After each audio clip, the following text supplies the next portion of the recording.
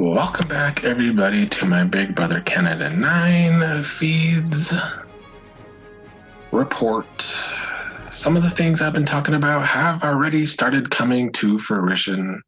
I feel like I've been pretty accurate outside of Tina being smart. I was wrong about that, but everything else seems to be coming to fruition.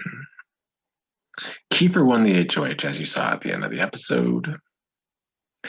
And the Oddballs Alliance already is starting to implode.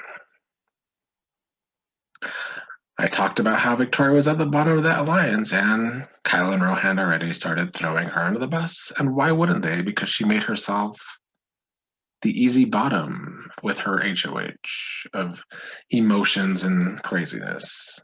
And I mean, she now has to throw them under the bus as well, like, and keep acting like she's alone, which she basically is alone in the game, because she's burned bridges and she just lies a lot. So, like, of course that's going to happen to Victoria. That's the game she set up on week 3 for herself. Now, there's another thing I was accurate about with Austin and Brayden. I'll get to that. I just also want to mention that Rohan is on slop again, and I love that because, it does make him moody. It's his 3rd week in a row. So that's fun. Now, let's get to Austin and Brayden. I said when they made this alliance with Kyle and Rohan, and then the other alliance with Victoria, that I think they're really just the real floaters of the game. And tonight, who was up in Kiefer's HOH for a long time drinking with the Sunsetters? Yes, Austin and Brayden. And this goes back to my other point that if Tina and Tara are going to try and play the middle, they're going to have to do a better job than Austin and Brayden. And because Kiefer is HOH, it is possible because Kiefer has his plan. He is targeting Kyle and Rohan. It seems mostly Kyle. I think Kyle is his target, but he then has this other backup plan of putting up Austin, even though him and Austin made a deal. So I feel like that's odd to me that he would do that. And I mean, these players, I guess, just don't think, like, why put up Austin and make her target you again? Because Austin's good at challenges, as we've seen in almost every challenge that she's been in. But I do think overall, Kiefer is playing his HOH well. He knows the numbers, his numbers are still on the Sunsetters, even though they voted for him. And he has a sort of relationship with Tina and Tara.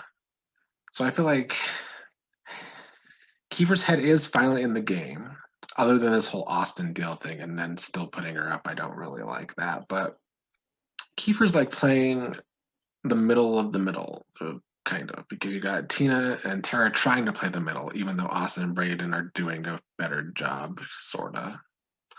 Like, Brayden's social game is way better than Tara and Tina's combined, so let's just be real about that. Especially with Tara complaining constantly. Christmas Jr. just never stops whining. All she talked about tonight was how much it didn't bother her that they're all partying in the HOH without her. Except she talked about that constantly for about a half hour. So it was clearly bothering her, like everything else bothers her. But overall, Kiefer has set his HOH up well. I am surprised he's going after 2 big targets in Kyle and Rohan. I didn't think he was going to do that, but he is. I think that is the right move for him. Now, if one of them come down and he puts up Austin, I still think the other goes home, which is why I think him putting up Austin to unnecessarily burn that bridge is the Kiefer we've been seeing that doesn't really make a whole lot of sense to his plan. Lastly, we'll talk about the throuple, which is just still contrived as ever. As I'm recording this has been a thing. Beth is sleeping in Jed's bed tonight. Tashawn has woken up and seen this. All of this contrived nonsense continues to make me think conspiracy theories for this season. Maybe I'll talk about it on the podcast this weekend if I really feel like it. But there's just too many things in this season not adding up for me as my editor and host of Game Brain watches over this. But as the main points for the feeds tonight, I will keep trying to be accurate. I said that If Kyle and Rohan could survive one more week, it was their game, but it would be a hard week to survive if the other side won. Right now, it's looking like a hard week to survive for Kyle and Rohan. So we'll see.